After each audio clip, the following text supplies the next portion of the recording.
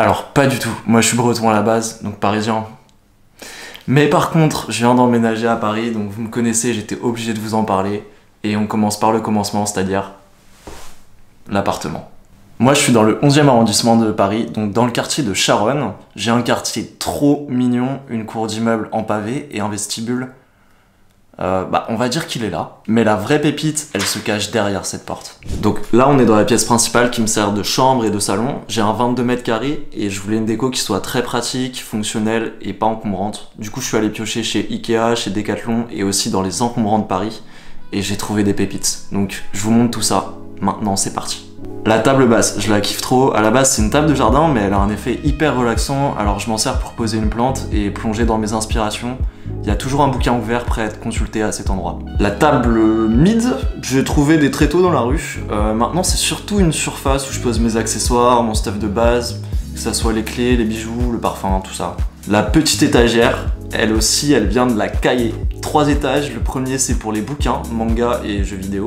Le deuxième, c'est pour le matos photo, et le troisième, c'est un truc un peu feng shui japonais avec un cactus et un diffuseur d'arômes. Alors, le lit et le hamac, en vrai, j'ai complètement négligé cet endroit. J'ai pas encore de sommier et de housse de couette, mais le hamac, il me sert de rangement en fait pour les chargeurs parce que j'en ai plus d'une dizaine et ça devient très vite infernal quand il s'agit de les ranger. Pour la télé, j'ai pété un câble, elle est immense, mais bon, je me suis dit qu'il fallait rentabiliser la Switch et l'abonnement Netflix, et le meuble, il a été trouvé dans la rue aussi.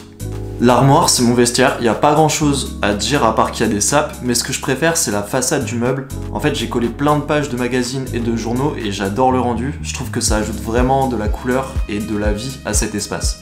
La salle de bain, j'ai rien à dire, elle fait le taf. Pour la cuisine, j'ai pas grand chose à dire aussi, à part qu'il y a des plaques électriques et ça je déteste parce que quand c'est chaud, une fois que c'est chaud, ça refroidit plus jamais et il faut attendre 1 heure. On finit par le plus beau, la baie vitrée avec la vue sur la cour. Elle fait entrer tellement de lumière le jour, c'est trop bien, je la kiffe. Ok, maintenant on passe au deuxième sujet de cette vidéo, à savoir qu'est-ce que je fous à Paname. En vrai, j'en sais rien du tout. À la base, je devais faire une alternance pour mon master, il me reste 17 jours pour la trouver donc... C'est pas que c'est mort, mais c'est que j'ai trouvé une option qui me plaît encore plus. Moi, je veux me mettre en freelance photo, voilà. Depuis que je suis arrivé à Paris, je fais des shootings avec des modèles, avec des gens et tout, et là, je suis en train de me construire un book pour démarcher mes premiers clients. J'ai un site internet qui arrive très bientôt, il va être canon, enfin, je l'espère, et je vous en dirai un peu plus sur mes réseaux sociaux, donc n'hésite pas à follow Insta, c'est là où je suis le plus actif. Enfin bref, moi, ça fait 4 ans que je fais de la photo, et maintenant, j'arrive à un rendu qui est plutôt professionnel. Du coup, je me dis que c'est le bon moment pour se lancer et je vais commencer à construire mon réseau sur Paris. Pour l'instant, je peux toucher le chômage jusqu'à janvier, donc je me donne cette deadline pour enchaîner mes premiers contrats clients, on va dire. Je sais même pas comment faire un contrat en vrai. Après, je vous en dirai plus, ça fera le sujet d'une autre vidéo. Mais en tout cas, si tu as des projets photos sur Rennes, Paris ou Nantes même, bah tu peux m'envoyer un DM. Ah oui, dernier petit détail, laisse un commentaire et je t'invite à ma crémaillère. C'est... pas une blague, genre promis je te le fais, je t'enverrai une invitation en DM.